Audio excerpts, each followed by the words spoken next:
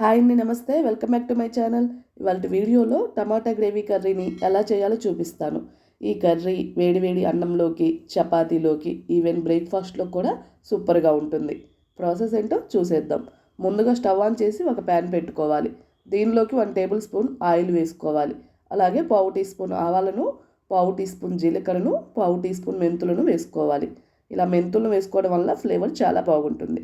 2 ఎండుమిర్చిని కూడా వేసుకోవాలి. ఒక ఆనియన్ను ఇలా చిన్న ముక్కలుగా కట్ చేసుకొని వేసుకోవాలి. అలాగే ఒక పచ్చిమిర్చిని కూడా ఇలా చీలికలుగా కట్ చేసుకొని వేసుకోవాలి. కొంచెం కరివేపాకును, 1 టీ స్పూన్ అల్లం వెల్లుల్లి పేస్ట్ను వేసుకొని కలుపుకోవాలి. కొంచెం ఆనియన్స్ ఇలా ఫ్రై అయ్యి అల్లం వెల్లుల్లి పేస్ట్ పచ్చివాసన పోయిన తర్వాత ఇలా పావు కేజీ టమాటాలను చిన్న ముక్కలుగా కట్ చేసుకొని వేసుకోవాలి.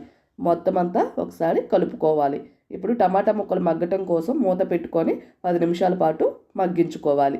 ఇలా 10 నిమిషాల తర్వాత మూతను తీసి అంతా కలుపుకొని దీనిలోకి పావు టీ స్పూన్ పసుపును, రుచికి సరిపడా ఉప్పును, 1 టీ స్పూన్ రెడ్ చిల్లీ పౌడర్ను వేసుకొని అంతా కలుపుకోవాలి.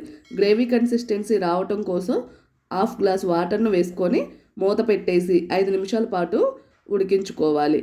ఇలా 5 నిమిషాల తర్వాత మూతను తీసి చూసినట్లయితే టమాటా ముక్కలు బాగా సాఫ్ట్గా అయ్యాయి. దీనిలోకి 1 టీ స్పూన్ ధనియాల పౌడర్ను, అలాగే 1/2 టీ స్పూన్ గరం మసాలా పౌడర్ను, 1/2 టీ స్పూన్ జీలకర్ర పౌడర్ను వేసుకొని మొత్తం అంతా కలుపుకోవాలి. ఫైనల్గా కొంచెం కొత్తిమీరని యాడ్ చేసుకొని మొత్తం అంతా కలుపుకొని స్టవ్ ఆపేసి దీన్ని ఒక సర్వింగ్ బౌల్లోకి సర్వ్ అవుట్ చేసుకోవడమే. ఎంతో టేస్టీగా టమాటో గ్రేవీ కర్రీ రెడీ అయిపోయింది. ఈ కర్రీని రైస్, రోటీ, చపాతీ, ఈవెన్ బ్రేక్ఫాస్ట్లో కూడా సర్వ్ చేసుకోవచ్చు.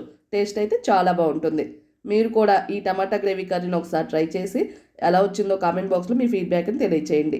మీకు ఈ వీడియో నచ్చితే లైక్ చేయండి. అలాగే మీ ఫ్రెండ్స్కి, రిలేటివ్స్కి షేర్ చేయండి. పక్కనే ఉన్న బెల్ ఐకాన్ని సబ్స్క్రైబ్ చేసుకోండి. Thank you for watching.